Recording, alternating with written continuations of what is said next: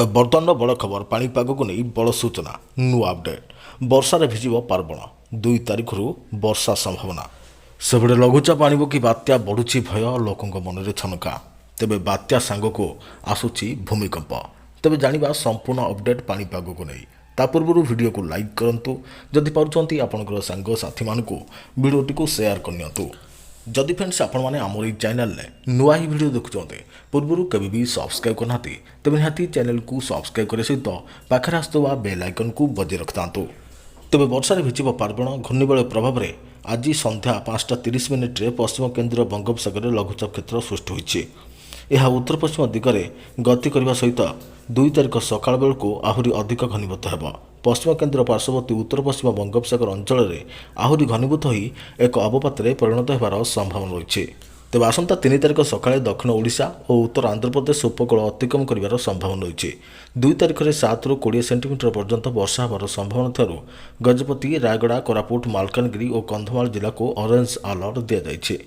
सेहीपरि मयूरभंज, केन्दुझर, बालेश्वर, नवरंगपुर, कलाहांडी, गंजाम, पुरी, खोर्धा, नयगढ़ और कटक जिला को येलो अलर्ट जारी करिछि आंचलिक पाणीपाग विज्ञान केन्द्र। तेज 4 तारिख जाए वर्षा लगी रहीपरि काली सकाळ 8:30 पर्यंत दक्षिण ओडिशार 7 जिला को येलो वार्निंग होइछे। गंजाम, गजपति, रायगड़ा, कलाहांडी आदि जिला को येलो वार्निंग दि जाइथिबा बेले कोरापुट, नवरंगपुर और मालकानगिरी को येलो अलर्ट मध्य दि जाइछि। तेज मत्स्यजीवी को 1 ରୁ 4 तारिख पर्यंत समुद्र को जावाक बारण कर। सेपटे बात्या सांगक आसूची भूमिकंप। फिलिपाइन्स रे भयंकर भूमिकंप गलानी 31 जीवन बढ़ीपे मृत्यु संख्या। फिलिपाइन्स को दोहिला देला शक्तिशाली भूमिकंप। रिक्टर स्केल रे यार तीव्रता 6.9 रेकर्ड कर 31 मृत और 140 आहत। माटी तले फसी रही अनेक लोक।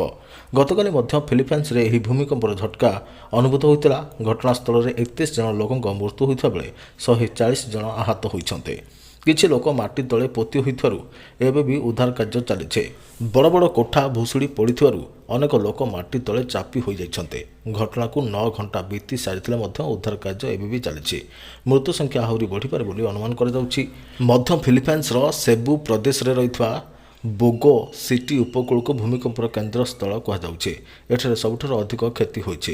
100 वर्ष पुराणा एक चर्च समेत अनेक बड़ बड़ कोठा भुशुड़ी जाइछे। गतकाली राति प्राय 10टार यही अभावनीय घटना घटिला।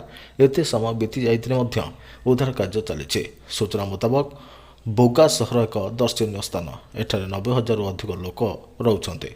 प्रशासन तरफ उद्धार कार्य को त्वरान्वित करने अधिक लोक को नियोजित कर परिस्थितिर गंभीरता को नजर रखी लोकों को स्थानांतर करने सहित रिलीफ बंटनर व्यवस्था होइछे। भूमिकंप पर यह अंचल विद्युत जोगान ठप हो जाइछे। अनेक वर्षा चलुथिबारु उद्धार करिबारे असुविधा देखा देउछे।